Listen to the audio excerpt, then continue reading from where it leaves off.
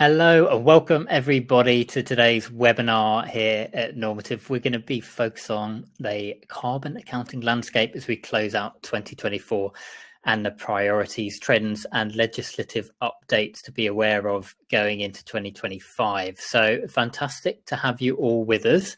We're just going to wait just for a minute or so to make sure that more people have a chance to join, coming from other meetings and logging in. So while we do, please feel free to drop in the chat where you're joining us all from.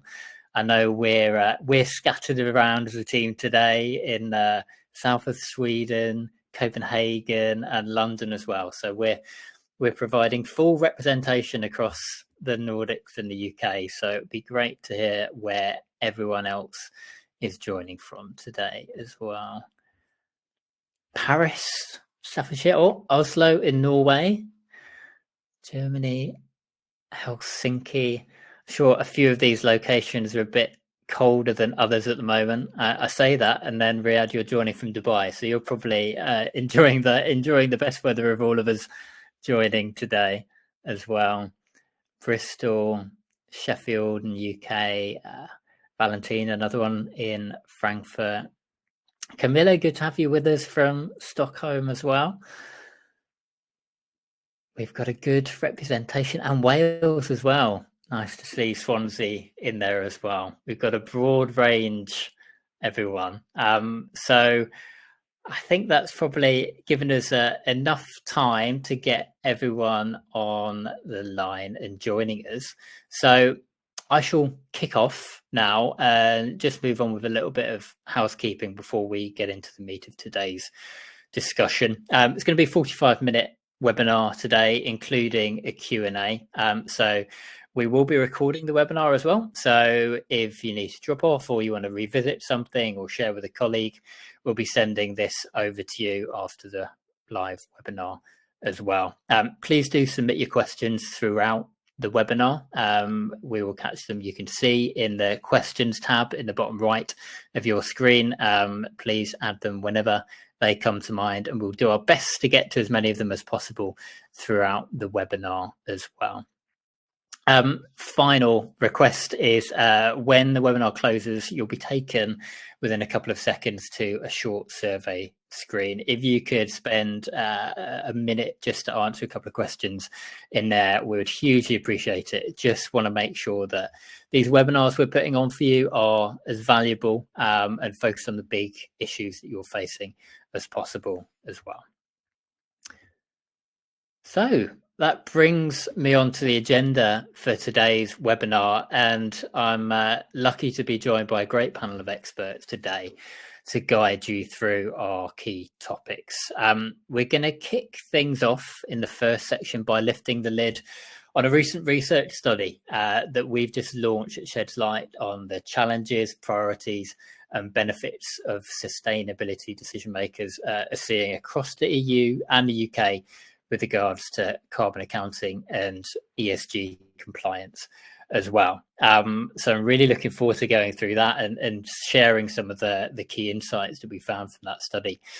Then we're going to move on, switch gears a bit to look at a little look back at ESG legislation from this year, but importantly as well, looking at 2025 and what that holds, what your business needs to be aware of, before we then have a look at some of the key trends that we're tracking from a product perspective and are going to be forefront of most of your minds going into the next year, I'm sure. And then, as I mentioned, we have a Q&A section at the end as well. So I will introduce you to our fantastic panel without further ado. And first off, taking us through the research study is Jack Miles, joining us from Harris X, who we've collaborated again with on the Carbon Accountability Report. So Jack, great to have you with us. Would you mind just giving a very brief introduction to yourself and your role? Thanks, Mike. Good afternoon, everybody. My name is Jack Miles. I work at Harris X. We're an insight agency, and this is the second year we've worked with the folks at Normative on their carbon accounting piece of research, and looking forward to taking you all through some of the key findings and highlights. Fantastic. Great to have you with us, Jack, for a second year in a row to go through this. Fantastic to be working with you again.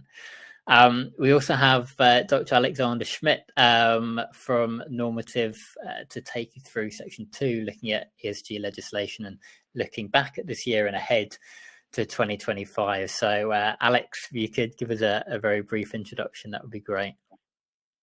Thank you so much, Mike. So hi everyone, I'm Alex. I'm heading Normative Science, Sustainability and Climate Research team, the capacity, collaborating a lot with the space of policymakers, research, academia, and have been just, well, by now a few weeks ago, but come back from the UN COP in Baku. So I'm very looking forward to sharing a lot of insights, hopefully interesting updates for all of you here around the policy and regulatory side of things.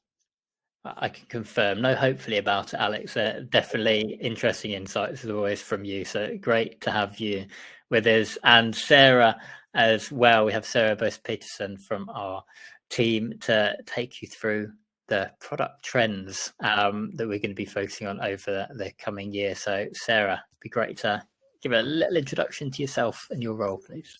Sure thing. So I'm Sarah and I'm sitting in Copenhagen, and I have the amazing role as a product marketing manager to connect the customer needs and journey to the amazing product that we are building here at Normative to solve a whole host of carbon accounting problems and concerns. And today we're going to be talking about some of the product trends and how they show up in the product and what we're doing to solve them. Fantastic. All right, then. Well, we will move on to just give you a very brief introduction to Normative for those of you who aren't as familiar with us before we get on to our experts. So I'll be quick as possible so we can get to the most important part of today's session. Very quickly about Normative, our vision is to make known and reduce the sustainability impact of all economic activities on the planet. And what that vision means in reality is that we spend a lot of time and expertise to deliver really accurate carbon calculations. The reason for this is that when companies can see their emissions in that granular detail, they can then manage those emissions. So that means we can help businesses report on their emissions through compliance regulation like CSRD. They can implement emissions reductions initiatives, and as a result can move towards those net zero targets. So this is something that we'll go into more detail of elements of throughout today's webinar.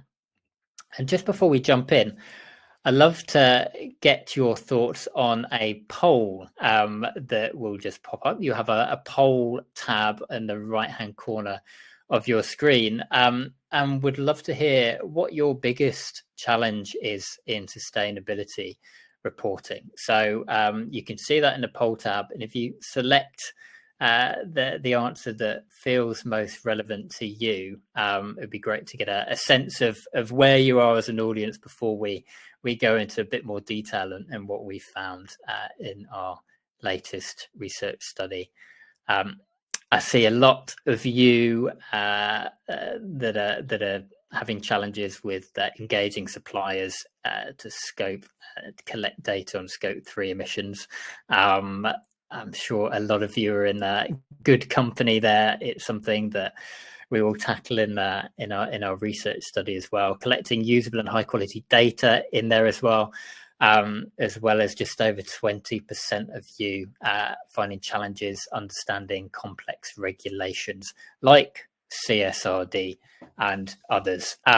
So thank you all. So I think that's a perfect place for us really to jump into the first section of today's webinar. And I'm going to hand over to Jack now from HarrisX to walk you through some of the key findings from our research study, the Carbon Accountability Report, which covers what your peers are thinking on some of those issues around the challenges, but also the priorities and benefits associated with carbon accounting and compliance as well. So, Jack, I'll let you take it away. Thanks, Mike. So, before we dig into the findings, a quick overview of the piece of work that we've done. As I mentioned earlier, it's the second year running. We've done this piece of research, and much like last year, we've used the following approach. We've surveyed 150 people who we'd classed as sustainability decision makers in businesses with a minimum of 2,000 employees globally across a number of EU markets and the UK. And within that, we understood a number of different areas, many of these similar to last year, with a couple of new areas as well.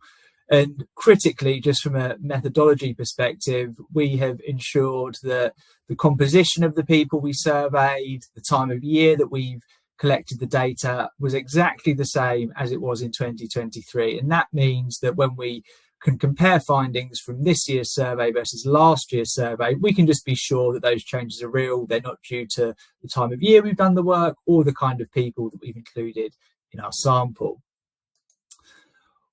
One thing that stood out above almost everything else in the data we recently collected was that attitudes towards ESG compliance have changed in the last 12 months.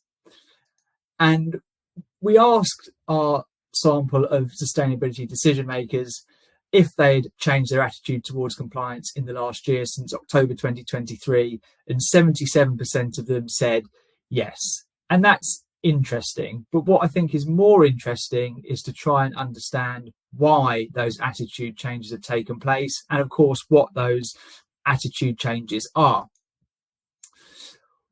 Both last year and this year, we asked our sample of sustainability decision makers if they expected the importance of ESG compliance to increase or decrease within their business. Now, last year when we asked this question, 40% of sustainability decision makers felt that ESG compliance would increase in importance over the next few years. And that number this year has increased significantly to 82%, which fits really nicely with the potential reasons why there's been that attitude shift with regards to compliance in businesses. So we're seeing a kind of attitudinal shift in the way that businesses approach ESG and compliance. But what we're also seeing is that there's a change in the way that sustainability data is being used in decision-making processes across businesses. And both this year and last year, we've asked people the role that ESG considerations play in a number of different business decisions. And what we've got up on the screen at the moment are the data points that show the percentage of sustainability decision makers who said that an ESG was a consideration that was either the main or the only decision-making criteria when it came to selecting energy suppliers, employee benefits, and new product launches. And what we can see is, firstly, these numbers are very big, and ESG considerations have a big role in these business decisions. But more importantly, actually, these numbers have all increased from last year. So for selecting energy suppliers, that's increased from 76% last year up to 86%. And these are just three examples of a number of decision types we put in front of our sample. And I think the most important thing about this is really that it shows that sustainability reporting data isn't just being used to meet compliance requirements. It's actually being used in a really tangible way by businesses across the UK and Europe. This, I think, is then linked to another thing which really stood out within the recent research that we've just conducted, and that is that 86% of sustainability decision makers believe that compliance with CSRD is a competitive advantage for them, and this is based on those who feel that CSRD is relevant to them. And of course, that's a fairly high level view. And what I think is really interesting is when we understand, okay, where is this competitive advantage coming from? It's coming from a wide array of areas. 55% of sustainability decision makers believe this competitive advantage comes from enhanced investor confidence. 55% believe it's going to come from product innovation. 52% believe that it's going to come from new markets, and 51% believe that it's going to come from reducing operational costs.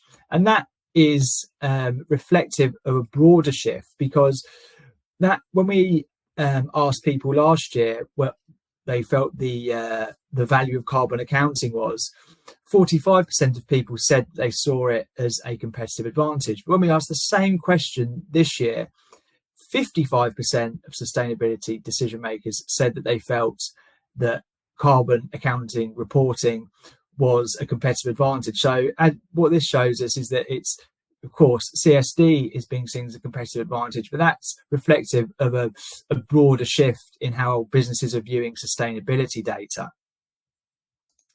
But, and there is always a but with these things, it feels like, we do get the impression from the data that we've recently collected that there is a little bit of a skills gap. And the reason we think that is because 44% of the sustainability decision makers we surveyed said their business finds meeting regulatory and compliance requirements challenging. And the obvious question is, okay, what particular aspects are businesses finding challenging when it comes to meeting these regulations and requirements?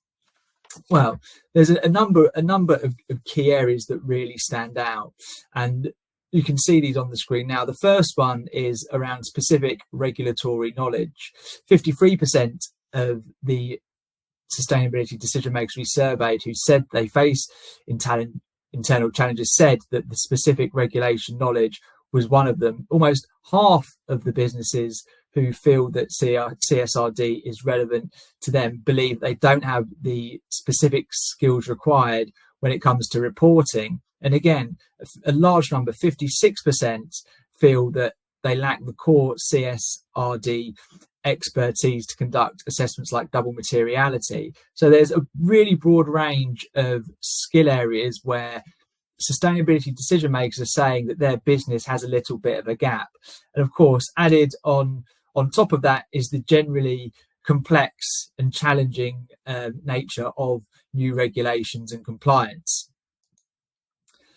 Of course, as I mentioned earlier, that this is often reflective of broader challenges within the sustainability data area. And these are three areas where, much like last year, sustainability decision makers have said they're facing some really quite important carbon accounting challenges.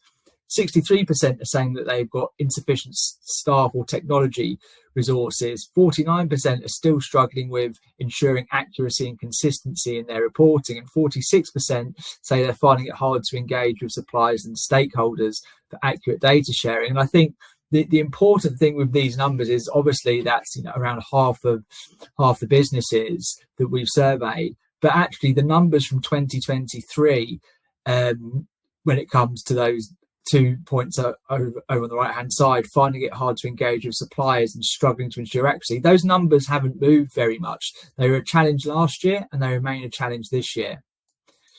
But and it's always good to end on a positive note, overcoming these challenges does come with great benefits. And as I mentioned earlier, carbon accounting is seen to give a competitive advantages to businesses, particularly in sustainability conscious markets. But there are other benefits and also evidence that carbon accounting is becoming more sophisticated. Last year, we reported out that 28% of businesses were calculating scope 3 emissions. That number has increased significantly to 44%. And then 42% of businesses have increased their investment in carbon reducing technologies or initiatives. And I think a really nice way to think about this is that these numbers reflect almost the kind of a repositioning of the benefits that come from carbon accounting, because last year some of the key benefits that were mentioned were around cost savings, and that number's now kind of decreased, and people are seeing that these really value added benefits are what they get out of doing from conducting carbon accounting. Fantastic. Thank you very much, Jack, for walking us through some of those key findings. And thank you and the team at HarrisX again for collaborating with us on this for the second year in a row. And the fact that we've been able to do this 2 years in a row, that's the exciting part for me. Now we can start to see how some of those attitudes and challenges and focus areas are developing and changing year on year. So yeah, thank you for taking us through that. Really fascinating to see an increase in the extent to which so many businesses are using those ESG considerations as part of their wider business decisions as well. I think that was up across all of the the business decisions that we asked sustainability decision makers about. So it's clearly having a big impact on the business beyond reporting and compliance as well. If you want to uncover more about these findings and the specific skills organizations require to tackle legislation such as CSRD and the broader challenges, priorities and benefits that your peers are seeing from carbon accounting and ESG compliance, you can download the full study today. Michelle's just shared a link, so you will have seen that pop up on your screen. If you just click on that link, you can go and download your own copy of that report, complete with analysis from our experts here at Normative as well. So that takes us on nicely to the next section, which is where, Alex, you're going to talk us through ESG legislation, looking back at this year. And as you mentioned, you've recently come back from COP as well. So yeah, equipped with insights from your time there and looking ahead to 2025, going to walk you through the key areas that you need to be aware of as businesses. So Alex, I will hand over to you. Thank you so much, Mike. And again, also thank you so much, Jack. Really, really insightful stuff that we were able to uncover there with the help of those respondents of the study. Now, I can't promise to meet that level of insight with my kind of reflection on 24 and outlook for 25. But we've seen already in the study that it's very, very important for companies to make sure that they are not just regulatory compliant, but that they also, seize opportunities that might be hidden, quote unquote, in those upcoming and current legislation. What we see first and foremost, however, is an uptick in actually ESG enforcement. So meaning litigation cases that are being tracked here for potentially or allegedly breaching certain ESG regulatory requirements. So we've seen this constantly kind of upward trend there in this litigation cases, which is of course not surprising as more and more legislation is getting published and it's becoming mandatory.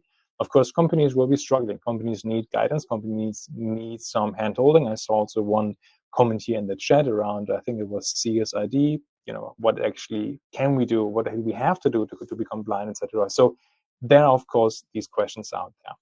I just mentioned a few of these important frameworks here, and I was thinking about making this a bit more detailed, going into what is CSRD, what is CBAM, etc. But honestly, this would have taken up probably, it is a whole webinar for itself. So just bear with me. I'm going to throw some of these acronyms at you. We have them here on the screen, and of course, we're more than happy to follow up on any of your questions afterwards. So don't hold back there. What we've seen in 24 are in the EU clearly a focus on the CSRD, the kind of most intimidating for some framework, according to which they have to disclose pretty much across the spectrum environmental, social, and governance practices inside their organization. Also highly debated is the CBAM, the Carbon Border Adjustment Mechanism, which is getting more and more, becoming more and more relevant for companies, according to which they have to report environmental impact data from goods and services imported into the EU. CSDDD, another one of those, has not yet been, finalized, yes, but not been published and implemented into law, into kind of country level. But it is already on the horizon. It is another supply chain due diligence regulation, and will impact more and more companies inside the EU, and of course also non-EU entities. And last but not least, especially on the last conferences that I've been part of, the EUDR, the deforestation regulation, that has been now postponed by a year, but it has been top of mind for many, especially in the procurement profession that I've been speaking to over the past few months, because it is yet another law that requires to disclose environmental impact data of imported goods and how they do not contribute to further deforestation. So very important for products such as coffee, for example, which is imported. But not only the EU, also the UK, where I'm calling in from right now, is still at the forefront of climate regulation. We have ongoing SECR, the TCFD, and the ESOS frameworks in the UK a bit more established, so companies are not as intimidated by them, but definitely also part of why we see an upward trend in ESG enforcement over the past few years.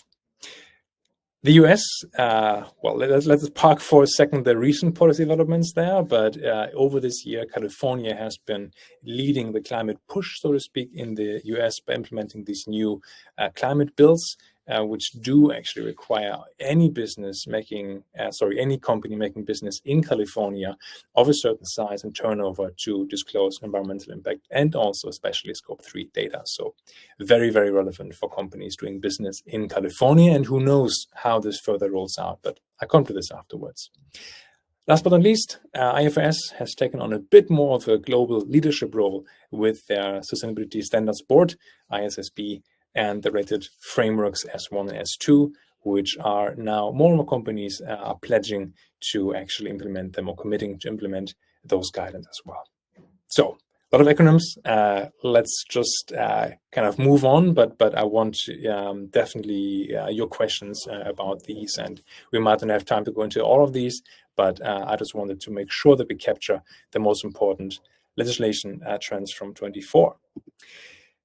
Unfortunately, despite all this legislation that is coming up, or maybe it's actually vice versa, because we have these news headlines here, more and more legislation is coming up, we just experience an increasing trend here, more clear trend globally around 24 being yet again the hottest year on record.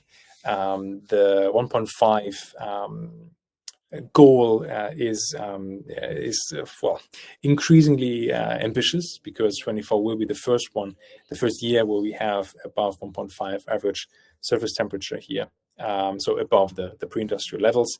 That does not mean, to be clear, this does not mean we have breached the 1.5. No, it has to be over several years, etc., until we can actually say we are global warming has exceeded 1.5 degrees, but it is the first year where it looks like consistently we have to admit that we have reached this important 1.5 degrees limit.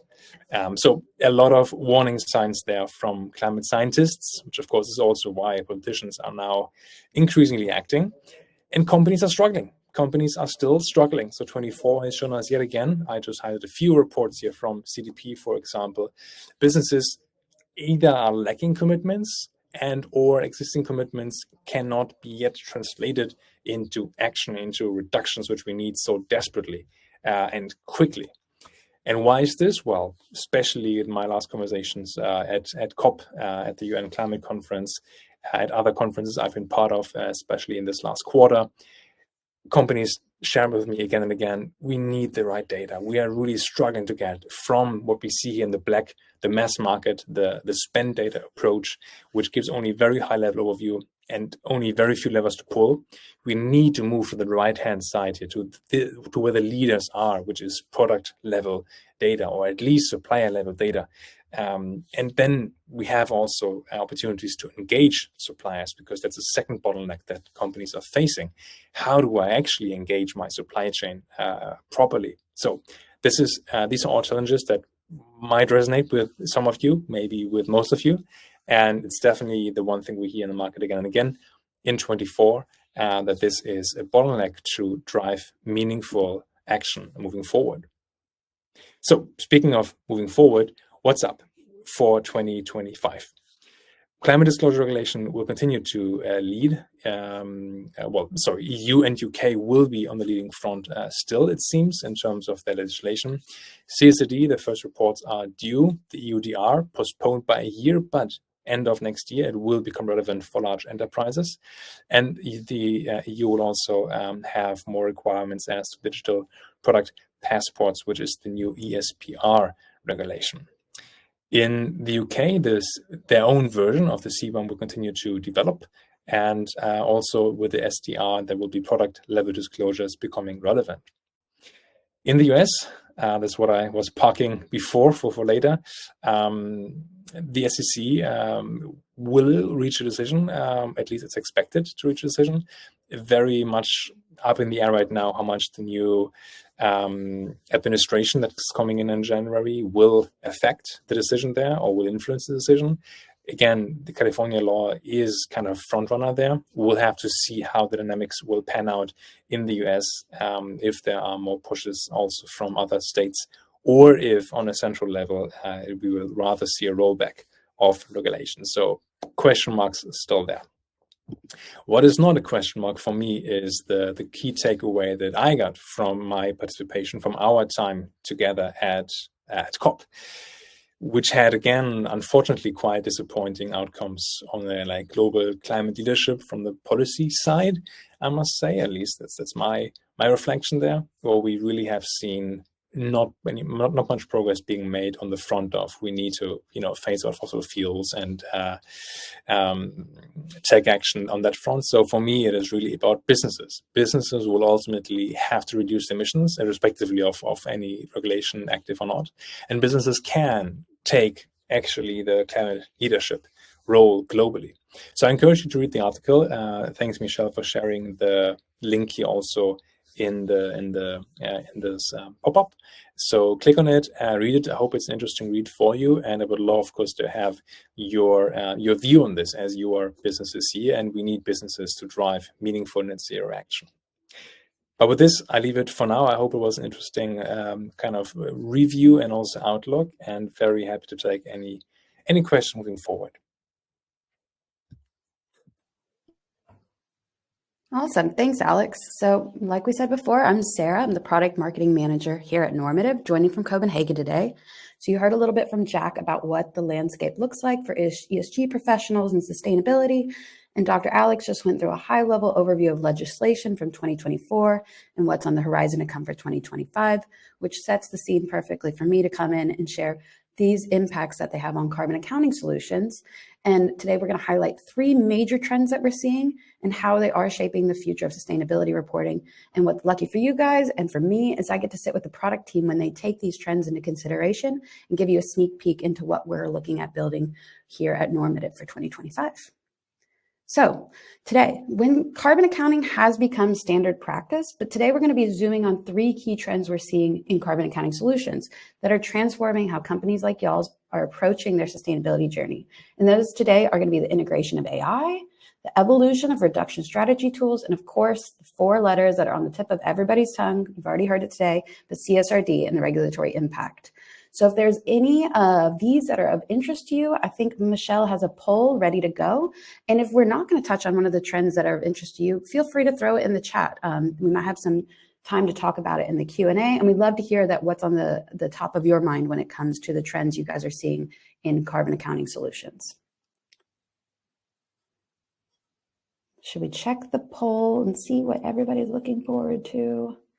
So we've got all 3. They're at a even trend. AI is coming out. I thought AI was going to take the lead, but thought CSRD may give it a run for its money, but we're still pretty even across the board. So that means I think we can jump in with good faith that we picked the right trends. So for AI, from a customer standpoint, when we talk to the customers and what they're looking for AI to not only automate carbon accounting and the huge task it is. We talked about the amount of sheer data that is needed to get a carbon calculation, but they also are looking for something to guide them through proven reduction strategies that they can see deliver results. Now that's definitely asking a lot. So what are some of the problems that AI is looking to solve in customers? Well, manual data processing is time consuming and resource intensive. If you guys have done carbon calculations or through a platform of yourselves, you know that this is a common problem for everybody. Also, data quality issues. If you want to be building strategy off, you want to know that your data is there, that you can trust. Also, just for sheer audit concerns, right? Scope 3 emissions are difficult to calculate accurately, and companies lack the knowledge of effective reduction strategies. So how are we at Normative looking to solve some of these issues with AI? So currently there's some stuff behind the scenes, but what customers can already see today is that we drive automation with AI classification and corrections.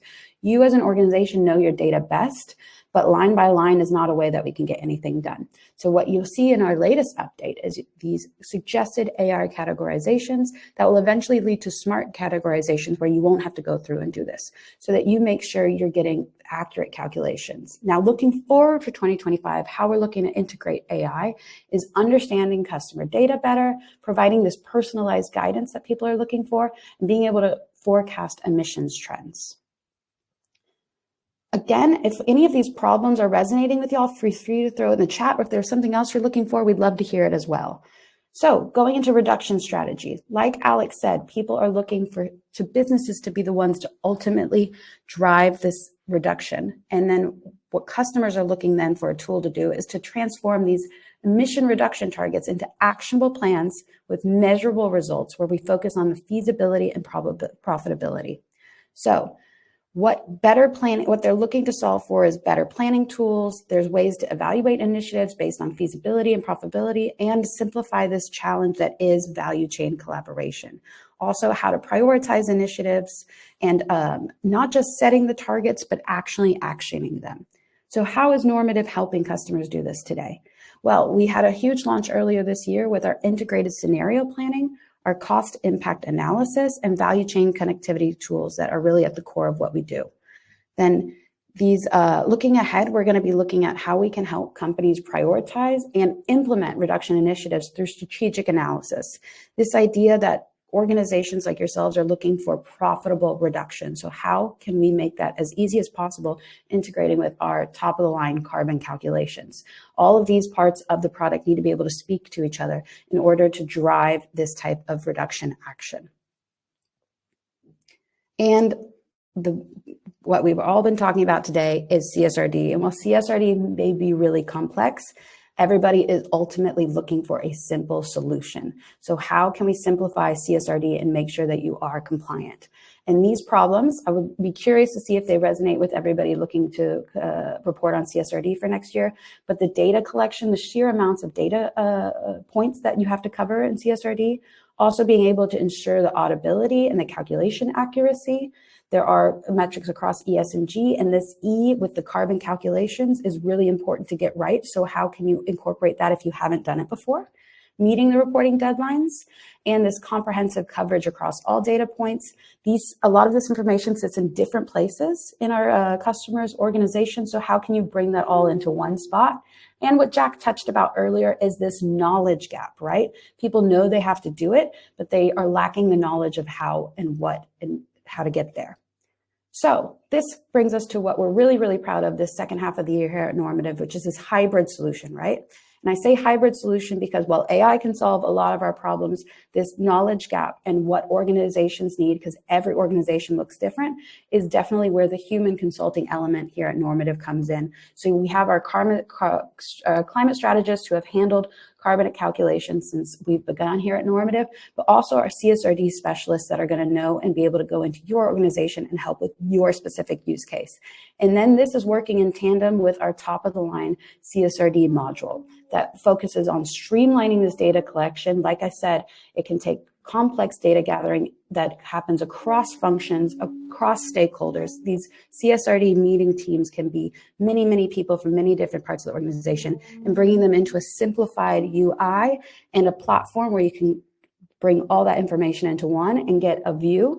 And then this end-to-end auditability that you can ensure that you be able to pass any audits that you would need to, and this tracking. And then last but not least is this really important depth into carbon calculations, the E of the ESG that comes in CSRD compliance.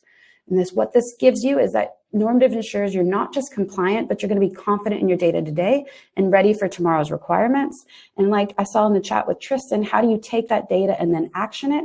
You'll be able to do all of that from the Normative platform. And as we look forward, CSRD is still, it's not set in stone. There's still changes. And we are a great partner because we're well aware of that. And we have amazing experts like Dr. Alex and our other climate strategists that as these submission deadlines approach, we'll be able to partner and handle any of those iterations with integrity. You can be sure that you have a solution here to get you through CSRD, because it's not a one and done. Compliance is not just a check mark. It's so much more than that. So If you'd like to this was like a really top level overview, right? But we have a lot of exciting things in the pipeline for 2025, and we launched a lot of great things in 2024. So if you want to get a closer look at any of what we spoke about today, or how Normative can solve problems like calculating a corporate carbon footprint, engaging your value chain, and ensuring compliance in this changing regulative landscape, use the form that Michelle is sharing, and we will reach out to you today. Thanks for having me.